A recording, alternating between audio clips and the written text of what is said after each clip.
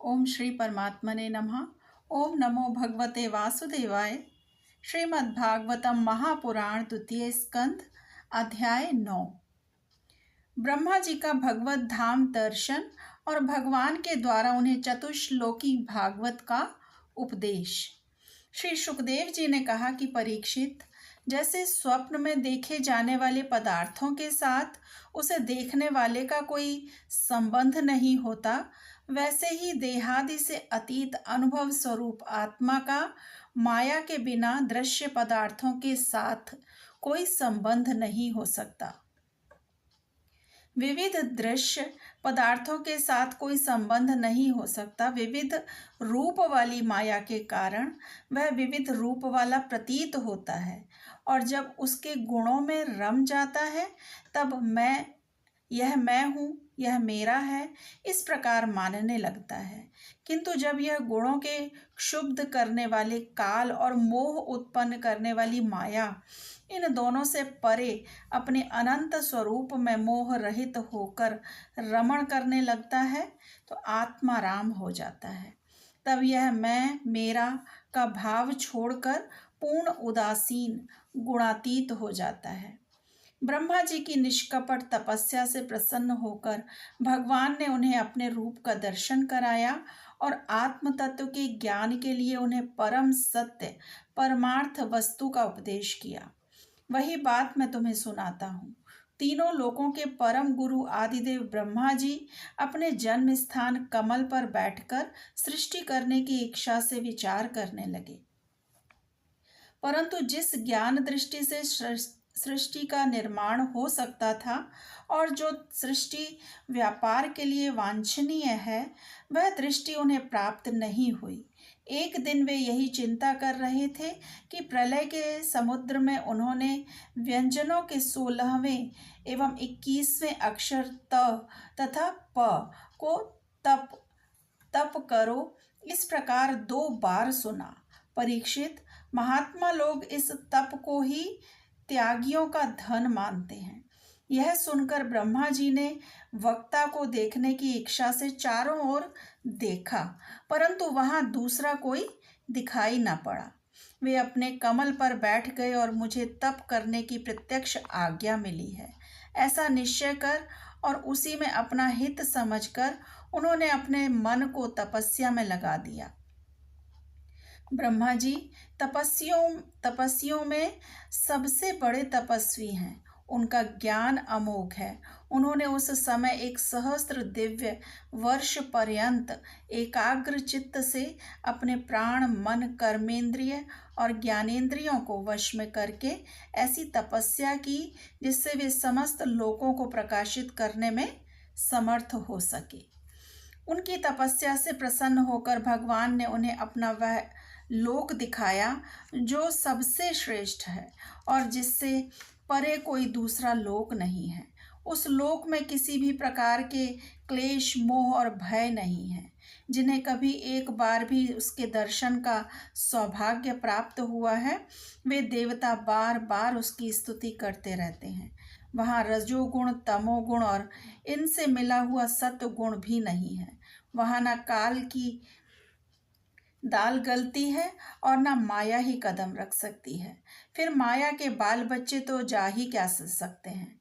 वहाँ भगवान के वे पार्षद निवास करते हैं जिनका पूजन देवता और दैत्य दोनों ही करते हैं।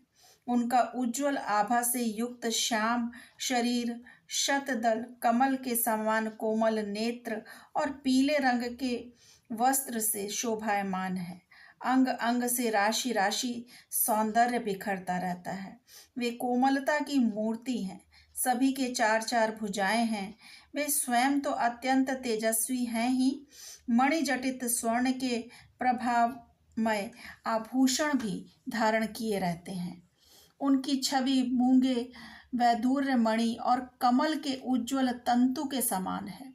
उनके कानों में कुंडल, मस्तक, मुकुट और कंठ में मालाएं शोभायमान हैं। जिस प्रकार आकाश बिजली सहित बादलों से शोभायमान होता है, वैसे ही वह लोक मनोहर कामनियों की कांति से युक्त महात्माओं के दिव्य तेजोमय विमानों से स्थान स्थान पर सुशोभित होता रहता है। उस वैकुंठ लोक में लक्ष्मी जी सुंदर रूप धारण करके अपनी विविध विभूतियों के द्वारा भगवान के चरण कमलों की अनेकों प्रकार से सेवा करती रहती हैं। कभी कभी जब वे झूले पर बैठकर अपने प्रियतम भगवान की लीलाओं का गायन करने लगती हैं, तब उनके सौंदर्य और सुरभि से उन्मत्त होकर भौरे स्वयं उन लक्ष्मी जी का गुणगान करने लगते हैं। ब्रह्मा जी ने देखा कि उस दिव्य लोक में समस्त भक्तों के रक्षक लक्ष्मीपति, यज्ञपति एवं विश्वपति भगवान विराजमान हैं। सुनंद, नंद, प्रबल और अरहण आदि मुख्य मुख्य पार्षद गण उन प्रभु की सेवा कर रहे हैं। उनका मुख कमल प्रसाद मधुर मुस्कान से युक्त है। आंखों में लाल लाल डोरियां हैं। बड़ी मोहक और मधुर चितवन है। ऐसा जान पड़ता है कि अभी अभी अपने प्रेमी भक्त को अपना सर्वस्व दे देंगे। सिर पर मुकुट, कानों में कुंडल और कंधे पर पीतांबर जगमगा रहे हैं। वक्ष स्थल पर एक सुनहरी रेखा के रूप में श्री लक्ष्मी जी विराजमान है और सुंदर 4 भुजाएं हैं। वे एक सर्वोत्तम और बहुमूल्य आसन पर विराजमान हैं। पुरुष, प्रकृति, महतत्व, अहंकार, मन, 10 इंद्रियां और शब्दादि, 5 तन्मात्राएं, एक पंचभूत, ये 25 शक्तियां मूर्तिमान होकर उनके चारों ओर खड़ी हैं। समग्र ऐश्वर्य, धर्म, कीर्ति, श्री, ज्ञान और वैराग्य, इन 6 नित्य सिद्ध स्वरूप भूत शक्तियों में से सर्वदा युक्त रहते हैं। उनके अतिरिक्त और कहीं भी ये नित्य रूप से निवास नहीं करती। वे सर्वेश्वर प्रभु अपने नित्य आनंदमय स्वरूप में ही नित्य निरंतर निमग्न रहते हैं। उनका दर्शन करते ही ब्रह्मा जी का हृदय आनंद के उद्रेक से लबालब भर गया। शरीर पुलकित हो उठा, नेत्रों में प्रेमाश्रु छलक आए। ब्रह्मा जी ने भगवान के उन चरण कमलों में जो परम हंसों के निवृत्ति मार्ग से प्राप्त हो सकते हैं, सिर झुकाकर प्रणाम किया। ब्रह्मा जी के प्यारे भगवान अपने प्रिय ब्रह्मा को प्रेम और दर्शन के आनंद में निमग्न, शरणागत तथा प्रजा सृष्टि के लिए आदेश देने के लिए योग्य देखकर बहुत प्रसन्न हुए। उन्होंने ब्रह्मा जी से हाथ मिलाया तथा मंद मुस्कान से अलंकृत वाणी में कहा। श्री भगवान ने कहा, ब्रह्मा जी, तुम्हारे हृदय में तो समस्त वेदों का ज्ञान विद्यमान है। तुमने सृष्टि रचना की इच्छा से चिरकाल तक तपस्या करके मुझे भली भांति संतुष्ट कर दिया है। मन में कपट रखकर योग साधन करने वाले मुझे कभी प्रसन्न नहीं कर सकते। तुम्हारा कल्याण हो, तुम्हारी जो अभिलाषा हो वही वर मुझसे मांग लो, क्योंकि मैं मुंह मांगी वस्तु देने में समर्थ हूँ।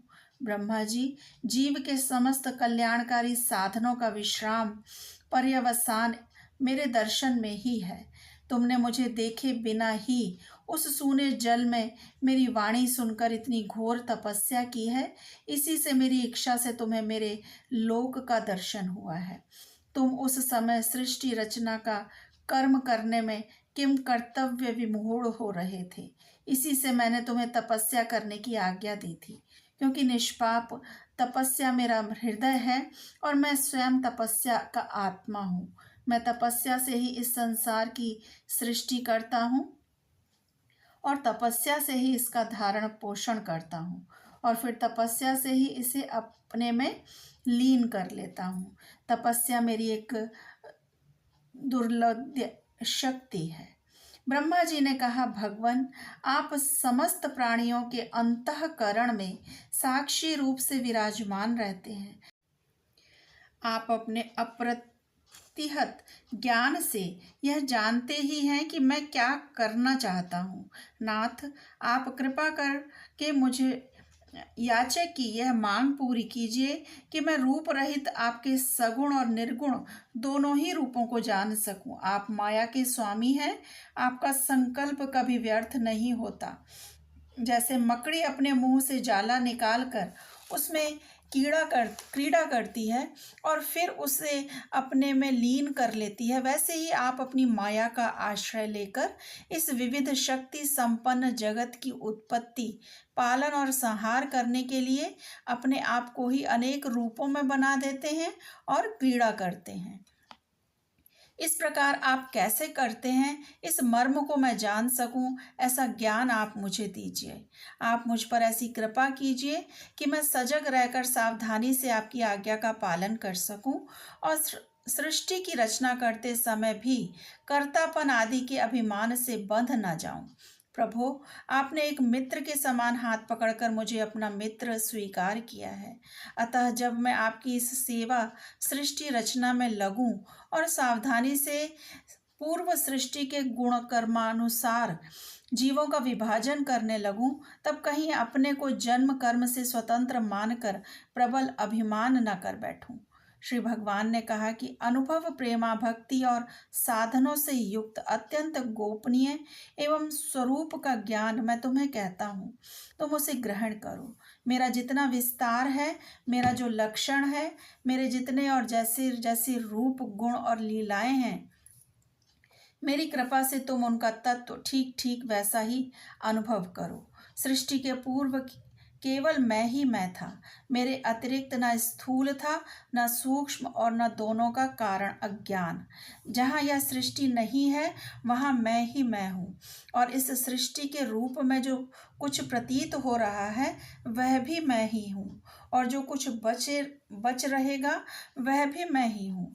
वास्तव में ना होने पर भी जो कुछ अनिर्वचनीय वस्तु मेरे अतिरिक्त मुझ परमात्मा में दो चंद्रमाओं की तरह मिथ्या ही प्रतीत हो रही है, अथवा विद्यमान होने पर भी आकाश मंडल के नक्षत्रों में राहु की भांति जो मेरी प्रतीत नहीं होती, ऐसी मेरी माया समझनी चाहिए।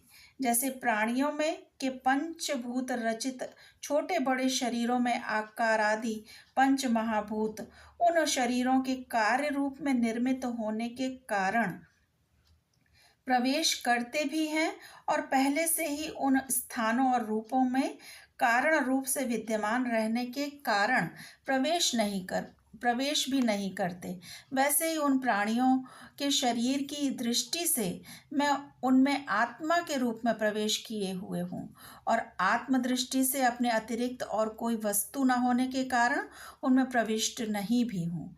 यह ब्रह्म नहीं इस प्रकार निषेध की पद्धति से और यह ब्रह्म है, यही ब्रह्म है, इस अन्वय की पद्धति से यही सिद्ध होता है कि सर्वातीत एवं सर्वस्वरूप भगवान ही सर्वदा और सर्वत्र स्थित हैं। वही वास्तविक तत्व है।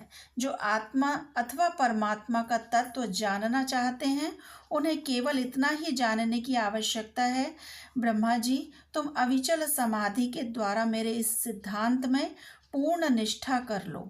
इससे तुम्हें कल्प कल्प में विविध प्रकार की सृष्टि रचना करते रहने पर भी कभी मोह नहीं होगा। श्री सुखदेव जी कहते हैं, लोक पितामह ब्रह्मा जी को इस प्रकार उपदेश देकर अजन्मा भगवान ने उनके देखते ही देखते अपने उस रूप को छिपा लिया। जब सर्वभूत स्वरूप ब्रह्मा जी ने देखा कि भगवान ने अपने इंद्रिय गोचर स्वरूप को हमारे नेत्रों के सामने से हटा लिया है, तब उन्होंने अंजलि बांधकर उन्हें प्रणाम किया और पहले कल्प में जैसी सृष्टि थी उसी रूप में इस विश्व की रचना की। एक बार धर्मपति प्रजापति ब्रह्मा जी ने सारी जनता का कल्याण हो अपने इस स्वार्थ की पूर्ति के लिए विधि पूर्वक यम नियमों को धारण किया। उस समय उनके पुत्रों में सबसे अधिक प्रिय परम भक्त देवर्षि नारद जी ने मायापति भगवान की माया का तत्व जानने की इच्छा से बड़े संयम, विनय और सौम्यता से अनुगत होकर उनकी सेवा की और उन्होंने सेवा से ब्रह्मा जी को बहुत ही संतुष्ट कर लिया। परीक्षित, जब देवर्षि नारद ने देखा कि मेरे लोक पितामह पिताजी मुझ पर प्रसन्न हैं, तब उन्होंने उनसे यही प्रश्न किया जो तुम मुझसे कर रहे हो। उनके प्रश्न ब्रह्मा जी और भी प्रसन्न हुए। फिर उन्होंने यह 10 लक्षण वाला भागवत पुराण अपने पुत्र नारद जी को सुनाया, जिसका स्वयं भगवान ने उन्हें उपदेश किया था। परीक्षित, जिस समय मेरे परम तेजस्वी पिता सरस्वती के तट पर बैठकर परमात्मा के ध्यान में मग्न थे, उस समय देवर्षि नारद जी ने वही भागवत उन्हें सुनाया। तुमने मुझसे जो यह प्रश्न किया है कि विराट पुरुष से इस जगत की उत्पत्ति कैसे हुई, तथा दूसरे भी जो बहुत से प्रश्न किए, उन सबका उत्तर मैं उसी भागवत पुराण के रूप में देता हूँ। ओम नमो भगवते वासुदेवाय। श्री कृष्ण अर्पणम अस्तु। हरे कृष्णा। यदि आपको मेरा चैनल और मेरी वीडियोस पसंद हैं तो मेरे चैनल को लाइक करें और सब्सक्राइब करें, और बेल आइकन का बटन दबाना ना भूलें, ताकि मेरी अगली नोटिफिकेशन आपको प्रॉपर मिल जाए। हरे कृष्णा।